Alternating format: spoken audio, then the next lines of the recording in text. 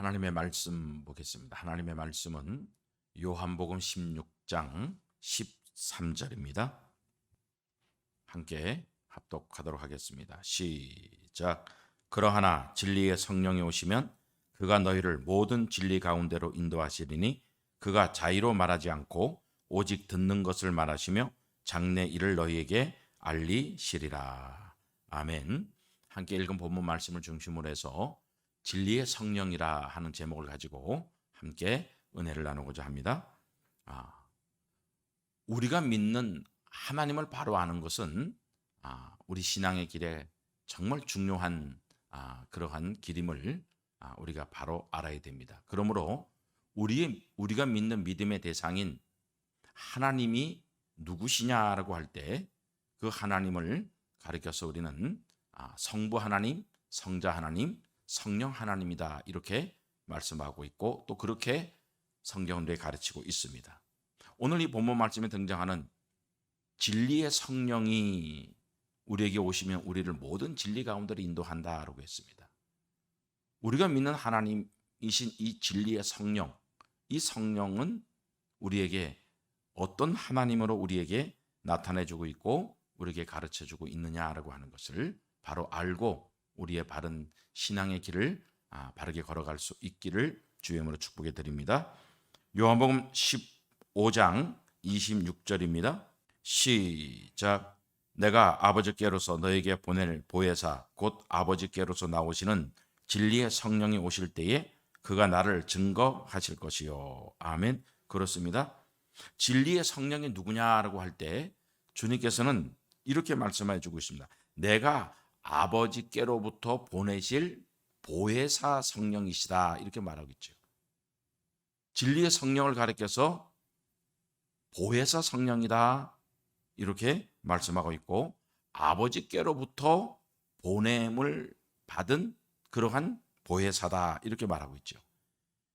요한복음 14장 26절입니다. 시작. 보혜사 곧 아버지께서 내 이름으로 보내실 성령 그가 너희에게 모든 것을 가르치시고 내가 너희에게 말하는 모든 것을 생각나게 하시리니. 아멘. 그렇습니다. 진리의 성령이 누구냐? 우리가 믿는 믿음의 대상인 하나님이신 성령, 이분이 누구시냐라고 할 때 아버지께로부터 예수 그리스도의 이름으로 보냄을 받은 성령이신데 그분을 가리켜서 보혜사다 이렇게 말씀하고 있습니다.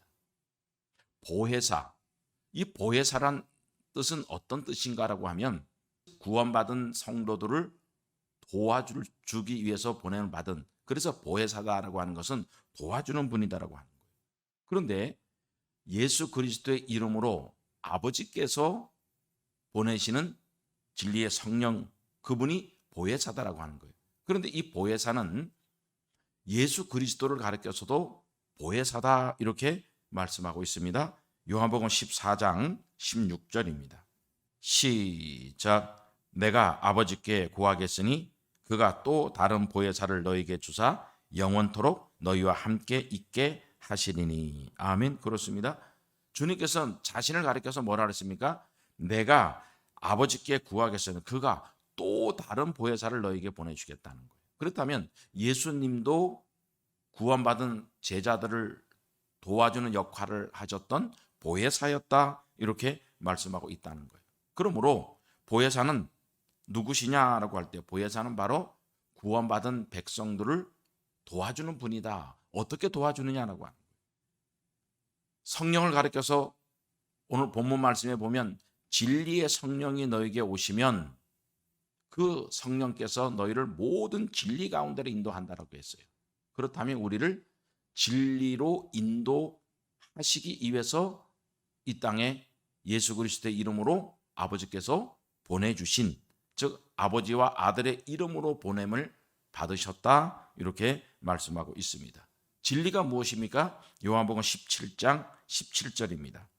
시작. 저희를 진리로 거룩하게 하옵소서. 아버지의 말씀은 진리니이다. 아멘. 그렇습니다. 진리가 뭐냐라고 하면 진리는 아버지의 말씀, 아버지의 말씀이 진리다 그렇게 말하고 있죠. 진리의 성령, 왜 성령을 가르쳐 진리의 성령이라 했느냐? 구원받은 하나님의 백성들을 모든 진리로, 즉 아버지의 말씀으로 인도하기 위해서 아버지와 아들의 이름으로 보냄을 받은 그러한 성령이시다.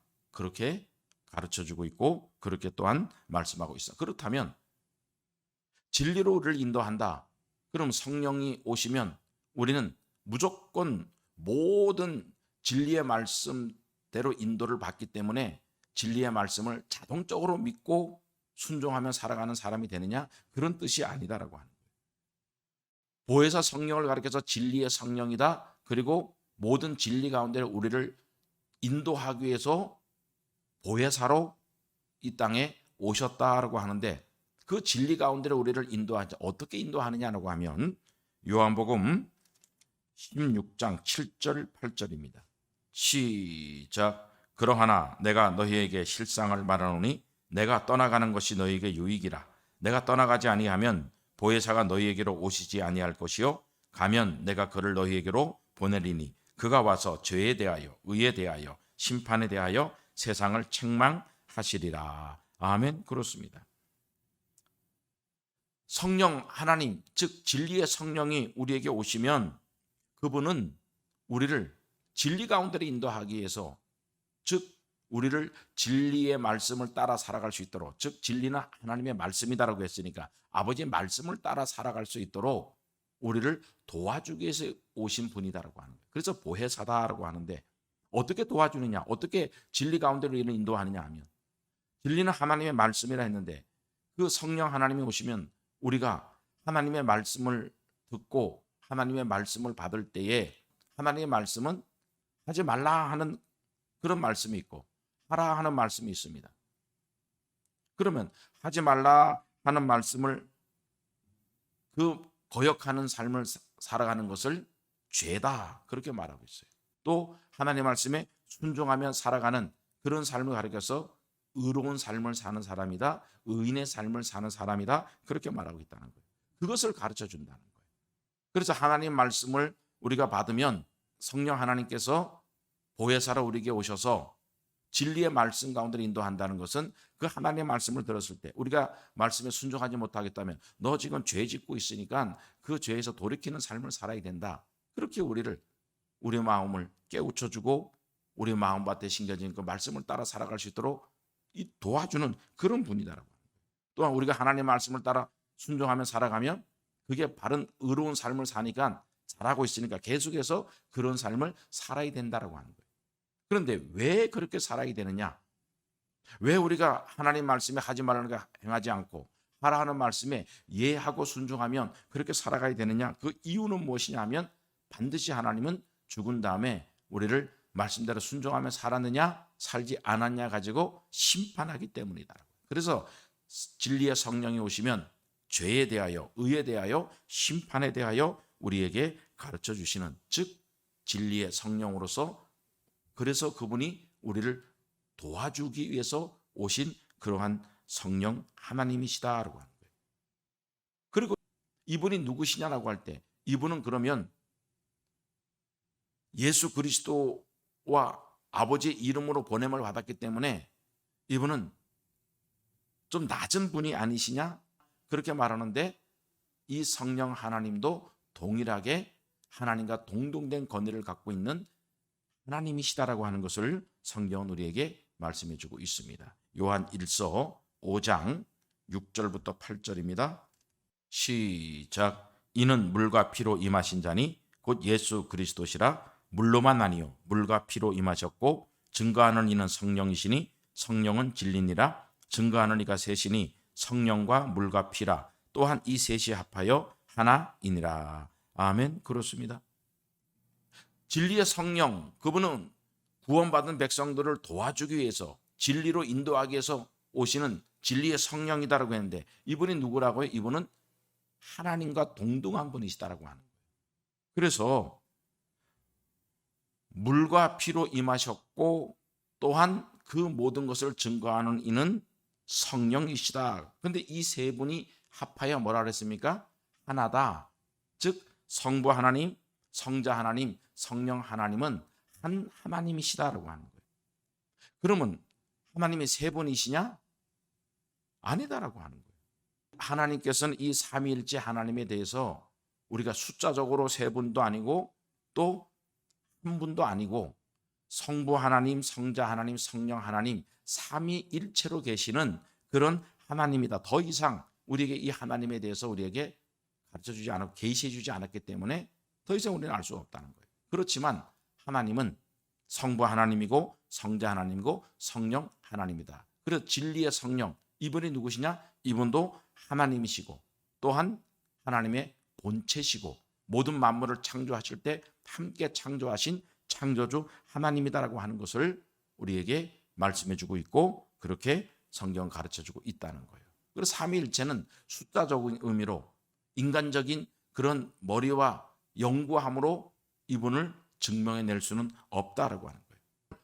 하나님의 말씀을 우리가 증명해서 논리적으로 이해할 수 있는 그런 구절이 있는 반면에 이런 하나님에 대해서는 더 이상 우리에게 가르쳐주지 않았기 때문에 알 수가 없다라고 하는 것을 우리가 잘 깨닫고 알아갈 수 있기를 주님으로 축복합니다. 그러나 이 하나님에 대해서 요한복음 1장에서 이렇게 말씀해 주고 있습니다. 요한복음 1장 1절부터 3절입니다. 시작.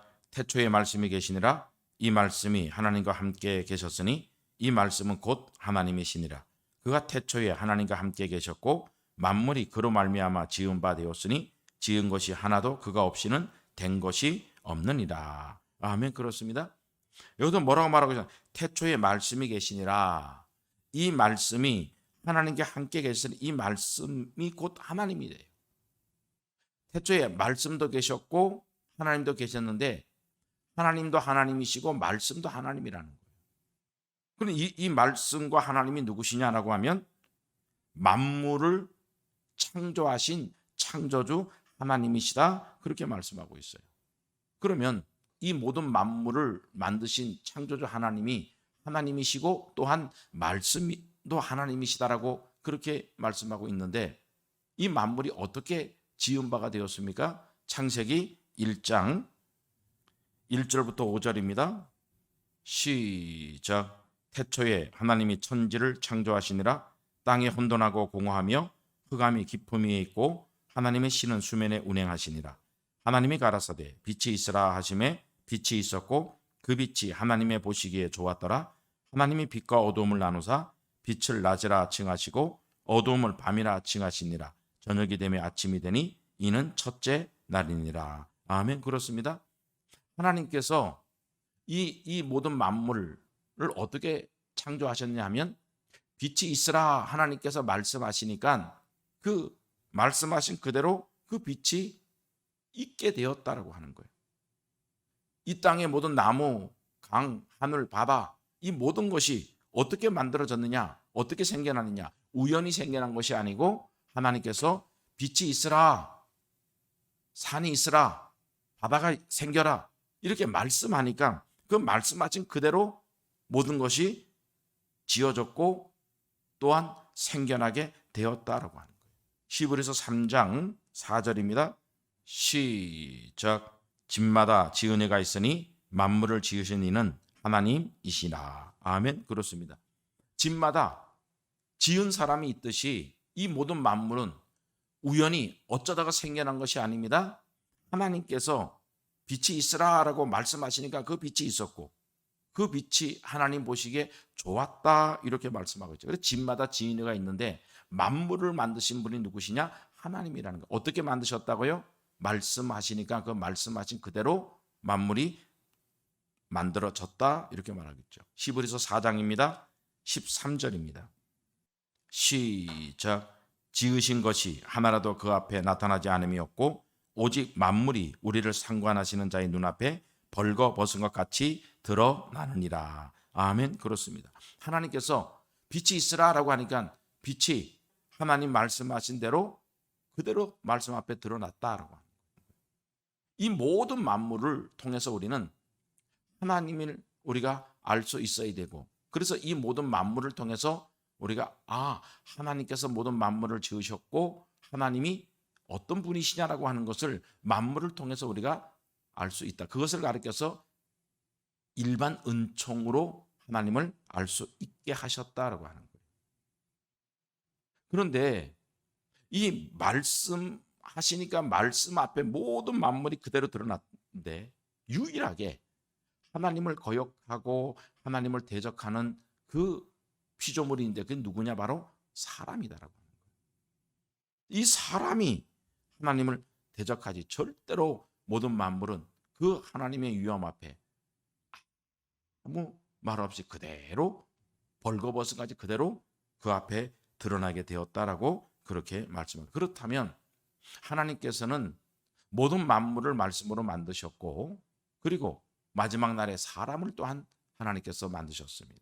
그 사람을 만드시고 그 사람 중에서 하나님이 이제 택해 주신 창세전에 그리스도 안에서 그의 피로 구속을 죄 사함의 은혜를 얻게 해서 택함 받은 그 사람들에게 하나님은 또한 어떻게 하나님으로 나타나셨느냐라고 하는 거예요.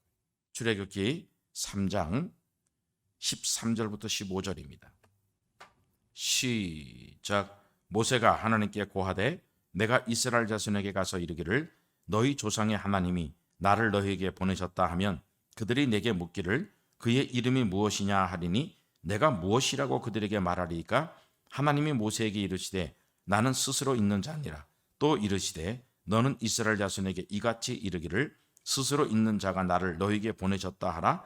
하나님이 또 모세에게 이르시되 너는 이스라엘 자손에게 이같이 이르기를 나를 너희에게 보내신 이는 너희 조상의 하나님 곧 아브라함의 하나님 이삭의 하나님 야곱의 하나님 여호와라 하라. 이는 나의 영원한 이름이요 대대로 기억할 나의 표혼이라. 아멘. 그렇습니다.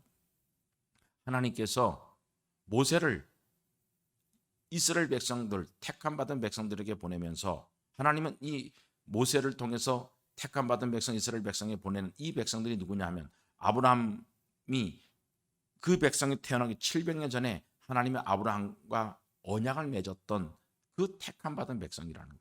그 백성들에게 보내면서 모세가 물었습니다.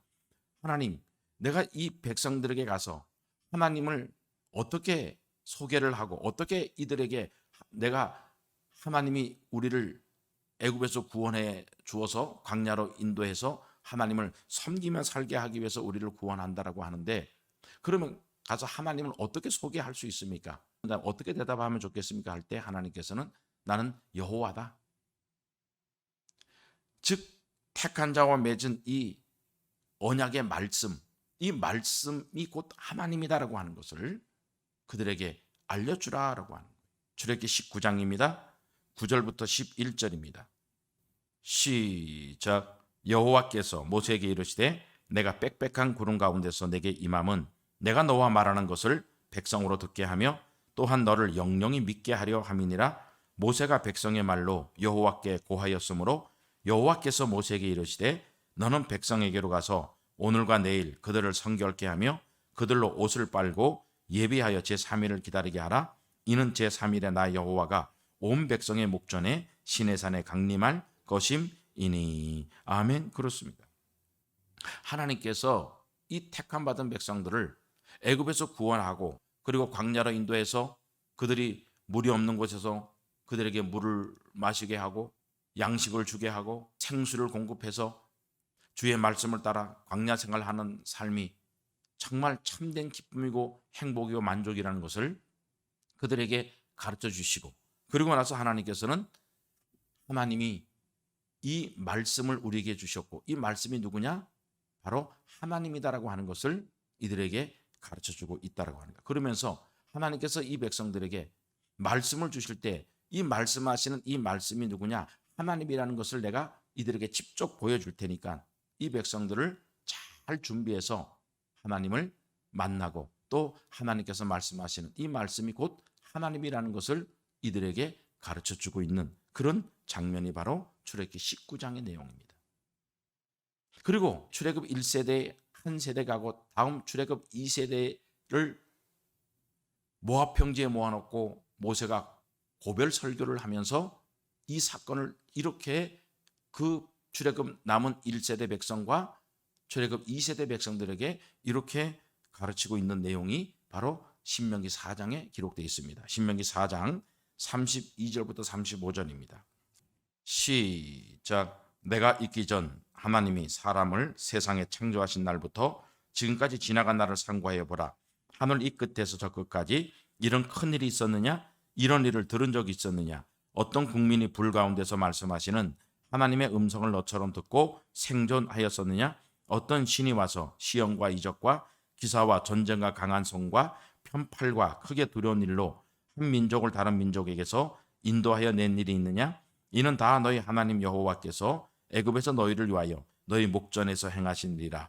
이것을 내게 나타내심은 여호와는 하나님이시요 그 외에는 다른 신이 없음을 내게 알게 하려 하심이니라. 아멘. 그렇습니다. 이 택함 받은 백성들에게 하나님이 누구냐고 물어보면 어떻게 설명할 수 있습니까? 하니까 나는 여호와다. 나는 말씀이다 이거예요.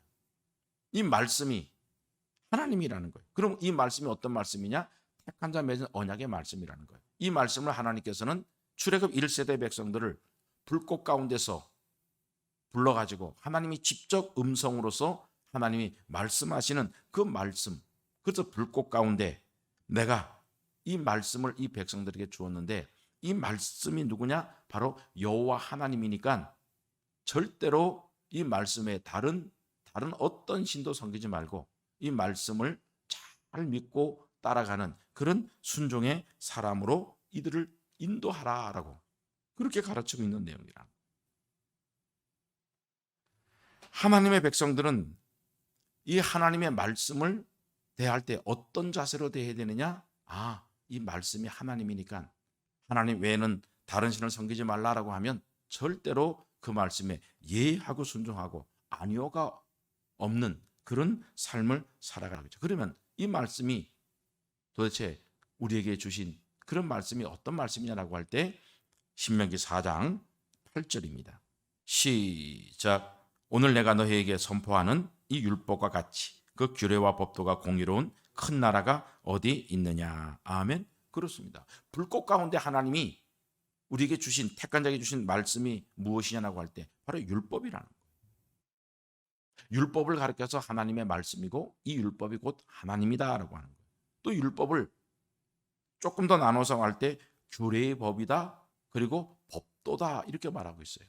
규례가 무엇입니까? 하나님께 예배를 드릴 때는 이렇게 드려라 이렇게 드려라 그걸 가르치고 있는 그 율법 중에 그 계명을 가르쳐서 규례의 법이다. 또 우리가 사람과의 관계에서 어떻게 사람을 사랑하며 살아야 되느냐, 또 이웃을 사랑하고 하나님을 사랑하는데 어떻게 사랑해야 되느냐 하는 말과 행동으로 사랑하는 그 법을 가르쳐서 법도다라고 하는 거예요.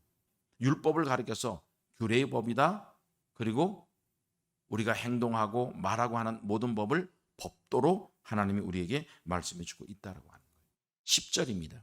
시작. 내가 호렙산에서 내 하나님 여호와 앞에 섰던 날에 여호와께서 내게 이르시기를 나를 위하여 백성을 모으라. 내가 그들에게 내 말을 들려서 그들로 세상에 사는 날 동안 나 경외함을 배우게 하며 그 자녀에게 가르치게 하려 하노라 하시매. 아멘. 그렇습니다. 이 율법의 말씀, 즉 규례를 따라 법도를 따라 말씀에 순종하며 살아가는 것이 무엇이냐라고 할 때 바로 하나님을 경외하며 사는 사람이라는 거예요. 하나님을 경외한다. 하나님을 경외하는 게 무엇이냐? 바로 말씀, 율법의 말씀을 따라 살아가는 그 삶을 살아가는 것이 하나님을 경외하며 사는 삶이다라고 하는 거예요. 그래서 하나님을 경외한다라고 하는 것은 율법의 말씀을 따라 살아가는 사람들이다라고 하는 거예요. 그래서 경외하는 법이다라고 하는 거예요. 13절입니다. 시작. 여호와께서 그 언약을 너희에게 반포하시고 너희로 지키라 명하셨으니 곧 십계명이며 두 돌판에 친히 쓰신 것이라. 아멘. 하나님께서 불꽃 가운데 출애굽 1세대 백성들에게 친히 나타나서 말씀하신 그 하나님의 말씀, 즉 하나님이 누구시냐라고 할 때 바로 언약의 말씀이라. 이 언약이라는 것은 택한 자와 맺은 언약이라는 거예요. 택함 받지 않는 사람은 이 말씀을 지킬 수도 없고 또 그들이 지킨다고 해서 하나님이 그들에게 하나님이 되어주고 제사장 나라가 되어주고 거룩한 백성 천국에 들어가는 축복을 주는 거 아니라는 거예요. 누구에게? 즉 이 하나님은 바로 언약을 맺은 택함 받은 백성들에게 하나님이 이 말씀으로 그들을 인도한다라고 해요. 그래서 언약이다라고 하는 거예요. 또한 그 언약의 말씀을 가지고 십계명이고 두 돌판에 하나님이 친히 쓰신 그런 하나님의 말씀이다. 그렇게 말하고 있습니다. 하나님이 누구시냐? 태초에 하나님이 계셨고 또한 말씀이 계셨는데 이 말씀도 하나님이다라고 했어요. 하나님께서는 택한 자에게 율법이라 하는 말씀을 주셨고 그 말씀을 택한 자와 언약을 맺었고 그리고 택함 받은 사람은 이 율법의 말씀 즉 규례와 법도를 따라 순종하며 살아가는 그런 삶을 살아야 된다는 그것이 무엇이냐? 하나님을 경외하며 사는 사람이다. 그런 사람을 가리켜서 하나님을 믿는 사람이다. 그렇게 말하고 있습니다. 요한복음 1장입니다. 1절부터 3절입니다. 시작. 태초에 말씀이 계시니라. 이 말씀이 하나님과 함께 계셨으니 이 말씀은 곧 하나님이시니라. 그가 태초에 하나님과 함께 계셨고 만물이 그로 말미암아 지은 바 되었으니 지은 것이 하나도 그가 없이는 된 것이 없느니라. 아멘. 태초에 하나님이 계셨고 또한 말씀이 계셨는데 말씀도 하나님이라는 거예요. 왜?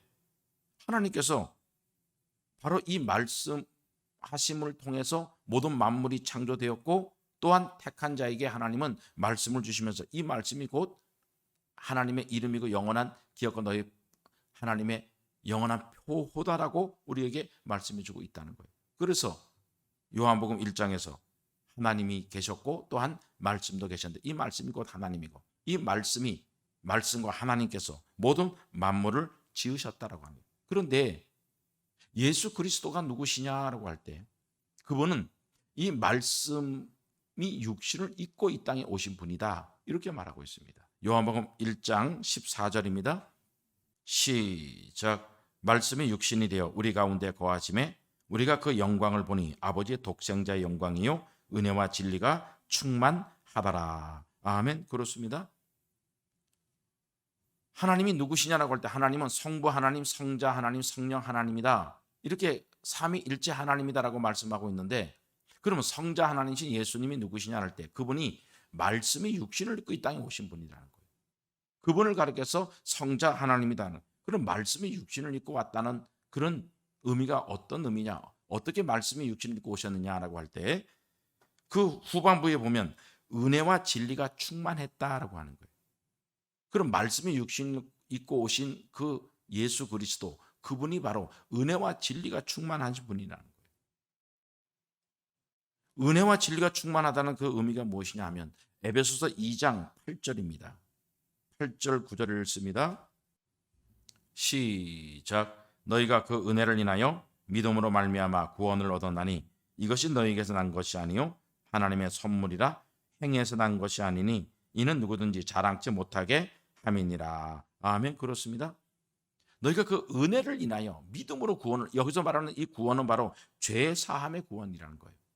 이걸 가르쳐서 말씀이 육신을 입고 오셨다. 예수 그리스도가 하나님이신데 그분이 말씀이 육신을 입고 오셨다는 거. 왜 말씀이 육신을 입고 오셨다고 이렇게 표현하고 있느냐 하면 이 죄 사함, 즉 은혜로 우리를 구원해 주기 위해서 오셨다라고 하는 거예요.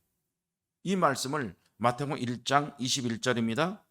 시작. 아들을 낳으리니 이름을 예수라 하라. 이는 그가 자기 백성을 저희 죄에서 구원할 자이심이라 하니라. 아멘. 그렇습니다. 말씀이 육신을 입고 오신 예수 그리스도 그분은 왜 말씀이 육신을 입고 오셨다는 건지냐? 바로 자기 백성을 저희 죄에서 구원하기 오셨다는 거예요. 그래서 은혜로 우리에게 오셨다라고 하는 거예요. 하나님이신 그 예수 그리스도 그분께서 하나님은 본래 우리가 볼 수 있는 분이 아닙니다. 그런데 유일하게 하나님께서 우리 피조물인 육신의 몸을 입고 이 땅에 오신 유일한 분이라 33년 동안이라는 짧은 생애 동안 하나님이 이 땅에 육신을 입고 이 땅에 계셨던 하나님이라고 하는 거예요. 왜 그렇게 오실 수밖에 없었느냐? 자기 백성을 죄에서 구원하셔야 되기 때문에 이 땅에 육신을 입고 은혜로 즉 자기 백성을 죄에서 구원하기 위해서 십자가로 구속을 완성하기 위해서 이 땅에 오셨다라고 합니다. 또한 말씀이 육신을 입고 오셨다. 은혜와 진리가 충만했다라고. 진리는 무엇입니까? 요한복음 17장 17절입니다. 시작. 저희를 진리로 거룩하게 하옵소서. 아버지의 말씀은 진리니이다. 아멘. 그렇습니다. 아버지 말씀이 진리다 그렇게 말하고 있어요. 그렇다면 이 말씀이 진리로 오셨다라고 하는 것은, 이 말씀은 바로 누가복음 4장 43절입니다. 시작. 예수께서 이르시되 내가 다른 동네에서도 하나님의 나라 복음을 전하여야 하리니 나는 이 일로 보내심을 입었노라 하시고. 아멘. 그렇습니다. 주님께서 이 땅에 하나님이신 그분이 말씀이 육신을 오셔서 자기 백성을 저희 죄에서 구원하게 오셨고, 또한 하나님의 나라 복음, 즉 하나님의 말씀을 전하게 오셨다라고 하는 거예요. 히브리서 3장 1절입니다.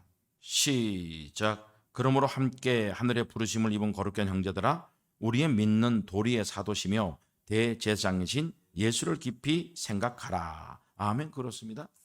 여기서 동일하게 은혜와 진리로 오셨다라고 하는 말씀을 히브리서 3장에서는 이렇게 설명하고, 믿는 도의 사도로 오셨고 또한 대제사장으로 오셨다라고 하는 거예요. 이걸 가리켜서 말씀이 육신을 입고 오신 예수 그리스도, 그분이 바로 이렇게 오셨다라는 거예요. 사도로 오셨다라고 하는 것은 하나님의 나라 복음, 즉 이 하나님 나라 복음은 우리가 믿는 도라는 거예요. 하나님을 믿는, 하나님이 우리의 믿음의 대상인데 그분을 어떻게 믿느냐?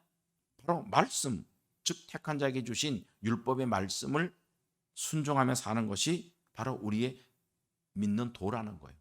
그 믿는 도를 우리에게 전하시게 오셨기 때문에 믿는 도의 사도로 오셨다. 또한 자기 백성을 저희 죄에서 구원하게 오셨다는 것은 바로 대제사장으로서, 구약 시대에는 제사장만이 하나님께 나와서 제사를 드릴 수 있었어요. 그래서 모든 백성들은 자기 죄값을 치르기 위해서 양이나 소나 그런 비둘기나 이런 것을 제사장에 드리면 제사장이 그것을 하나님께 드리는 그러한 역할을 해서 하나님께로부터 죄 사함의 은혜를 받았다라고 하는 거예요. 그런데 예수 그리스도 그분은 당신의 몸을 단번에 십자가로 구속해서 인류의 모든 택함 받은 백성의 죄를 구속해 주셨다라고 하는 거예요. 그래서 그런 의미에서 대제사장으로 오셨다라고 하는 거예요. 말씀이 육신을 입고 오셨다는 것은 십자가로 우리를 구속하게 오셨고, 우리가 믿는 도, 즉 하나님의 말씀인 율법의 말씀을 우리에게 전하기 위해서 오셨다라고 하는 거예요. 그분이 누구시냐? 바로 성자 하나님이시다. 인간이 아니라는 거예요. 사람과 동등한 어떤 대선지자가 아니고 그분이 하나님이신데 이 일들을 위해서 오셨다, 그렇게 말씀하고 있습니다. 자, 그렇다면 우리가 믿는 이 도가 무엇입니까? 히브리서 1장 1절과 2절입니다. 시작. 옛적의 선자들로 여러 부분과 여러 모양으로 우리 조상들에게 말씀하신 하나님이 이 모든 날 마지막에 아들로 우리에게 말씀하셨으니 이 아들을 만유의 후사로 세우시고 또 저로 말미암아 모든 세계를 지으셨느니라. 아멘. 그렇습니다. 우리가 믿는 이 도, 이 말씀은 바로 옛적에는 선자를 통해서 하나님의 말씀을 전하게 하셨다. 선자 중에 대표가 누군가요? 모세입니다. 모세가 전한 말씀이 무엇이냐? 율법이라는 거예요. 이 율법이 뭐예요? 바로 규례와 법도라 하는데, 즉 하나님을 경외하며 사는 법인데, 이 말씀은 택한 자의 언약인데 이 말씀이 하나님이라는 거예요. 이 말씀을 옛적인 선자를 통해 전하게 하셨고, 마지막 때는 아들이신 예수 그리스도, 즉 말씀이 육신을 입고 오신 예수 그리스도, 그분께서 이 말씀을 전해 주셨다라고 하는 거예요. 왜? 그래서 그런 의미에서 이 말씀을 우리에게 전해 주시게 오셨고, 또 우리의 죄를 구속해 주게 오셨기 때문에 우리를 도와주는, 즉 구원받은 백성들을 도와주는 보혜사로 이 땅에 오셨다, 그렇게 말씀하고 있죠. 그런데 이 말씀이 어떤 말씀이냐라고 하는 거예요. 히브리서 2장입니다. 1절부터 3절입니다. 시작. 그러므로 모든 들은 것을 우리가 더욱 간절히 삼갈지니 혹 흘려 떠내려갈까 염려하노라. 천사들로 하신 말씀이 경고하게 되어 모든 범죄함과 순종치 아니함이 공병된 보응을 받았거든. 우리가 이같이 큰 구원을 등한히 여기면 어찌 피하리요. 이 구원은 처음에 주로 말씀하신 바요 들은 자들이 우리에게 확증한 바니. 아멘. 그렇습니다. 우리가 이 하나님의 말씀, 즉 선자를 통해서 이 율법의 말씀을 듣든지, 아니면 예수 그리스도를 통해 듣든지, 아니면 오늘날 주의 종, 하나님의 말씀을 전하는 주의 종들을 통해 듣든지, 이 말씀을 들으면 절대로 한 귀로 듣고 한 귀로 거리지 말아라 라고 하는 거예요. 왜 그렇습니까?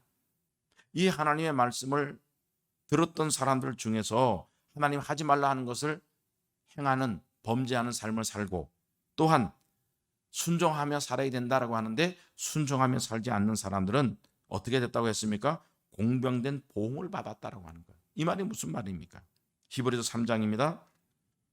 16절부터 19절입니다. 시작. 듣고 경력하던 자가 누구뇨? 모세를 쫓아 애굽에서 나온 모든 이가 아니냐? 또 하나님이 40년 동안에 누구에게 노하셨느뇨? 범죄하여 그 시체가 강야에 엎드려진 자에게 아니냐? 또 하나님이 누구에게 맹세하사 그의 안식에 들어오지 못하리라 하셨느뇨? 곧 순종치 아니하던 자에게 아니냐? 이로 보건대 저희가 믿지 아니하므로 능히 들어가지 못한 것이라. 아멘. 그렇습니다. 하나님 말씀에 하지 말라는 걸 행했던 그 사람들은 아무도 안식에 못 들어갔다라고 하는 거예요. 또한 순종하며 살아야 되는데 순종하며 살지 않았다? 그 사람도 역시 안식에 못 들어갔다. 이것은 하나님께서 이미 예전에 이미 정해놓은 하나님의 법이다라고 하는 것을 우리에게 말씀해 주고 있죠. 히브리서 4장입니다. 1절부터 3절입니다. 시작. 그러므로 우리는 두려워할지니 그의 안식에 들어갈 약속이 남아 있을지라도 너희 중에 혹 미치지 못할 자가 있을까 함이라. 저희와 같이 우리도 복음 전함을 받은 자이나 그러나 그 들은 바 말씀이 저희에게 유익되지 못한 것은 듣는 자가 믿음을 화합지 아니함이라. 이미 믿는 우리들은 저 안식에 들어가는도다. 그 말씀하신 바와 같으니 내가 노하에 맹세한 바와 같이 저희가 내 안식에 들어오지 못하리라 하셨다 하였으나 세상을 창조할 때부터 그 일이 이루었느니라. 아멘. 그렇습니다. 그 말씀을 하지 말라는 건 하지 말라는 거예요. 하라는 건 반드시 우리가 복종하는 그런 삶을 살아야 된다고 하는 거예요. 왜? 하나님께서는 그런 사람들을 창조 시대부터 지금까지 한 명도 말씀에 거역하며 살았던 사람은 안식에 절대로 못 들어가게 했다는 거예요. 그러므로 우리는 이 말씀을 들을 때 두려워하는 마음으로, 즉, 이 말씀이 하나님이구나. 그래서 이 말씀을 따라 살아가는 사람이 하나님을 믿는 사람이다.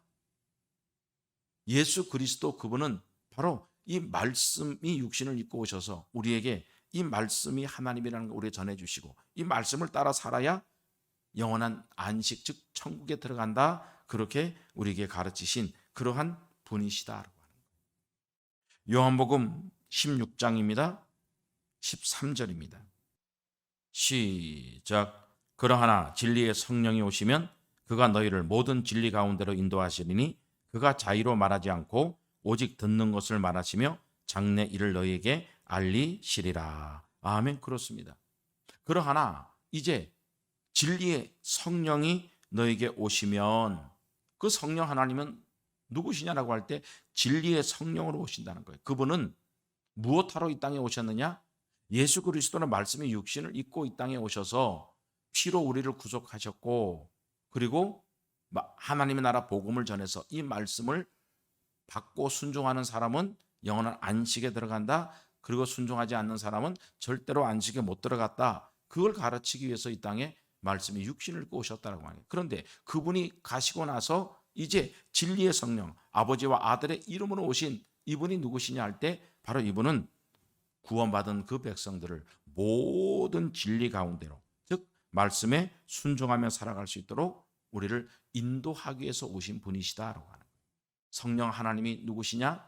이분은 택함 받은 백성들의 모든 말씀대로 순종하며 살아갈 수 있도록 인도하기 위해서 오신 분이시다라고 합니다. 어떻게 인도한다고 했습니까? 요한복음 16장 7절 8절입니다. 시작.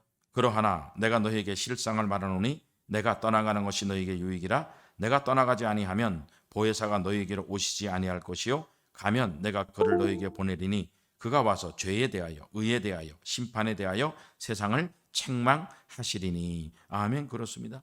성령 하나님이 오셔서 우리를 진리로 인도하는데 어떻게 인도합니까? 우리가 말씀을 거역하고 하지 말라는 거 행하며 살면 되다는 거예요. 그렇게 살면 너 죽으니까 그 돌이키라는 거예요. 성령의 인도함을 따라 살아간다라고 하는 것은 바로 하나님의 말씀을 들었을 때 내가 말씀에 순종하며 살지 않았을 때 성령 하나님께서는 우리에게 그거 죄니까 그렇게 살면 안 돼. 이런 마음을 이렇게 깨닫고 살아가는 사람은 성령의 인도함을 따라 살아가는 성령에 충만한 사람이라는 거예요. 그러나 내가 죄를 짓고 있는데도 전혀 무감각하고 그의 죄가 죄인지를 모르고 그렇게 살아가면 그 사람은 성령이 함께하지 않는 그런 사람이다. 성령은 우리에게 하나님의 말씀으로 인도하기 위해서 죄를 짓고 있으면 돌이키게 하고, 또한 의를 행하며 살아가면 그대로 잘하고 있으니까 계속해서 그렇게 살아갈 수 있도록 우리에게 감동을 주고 감화를 줘서 계속해서 섬기며 살아갈 수 있도록 우리를 인도한다는 거예요. 왜 그렇게 살아야 되느냐? 그렇게 살아야 반드시 하나님 앞에 서면 심판대 앞에서 하나님이 천국과 지옥으로 우리를 인도한다라고 하는 것을, 그것을 계속해서 구원받은 백성들에게 가르치시는 그런 보혜사 성령이시다. 그래서 그분을 가리켜서 진리의 성령이시다라고 하는 거예요.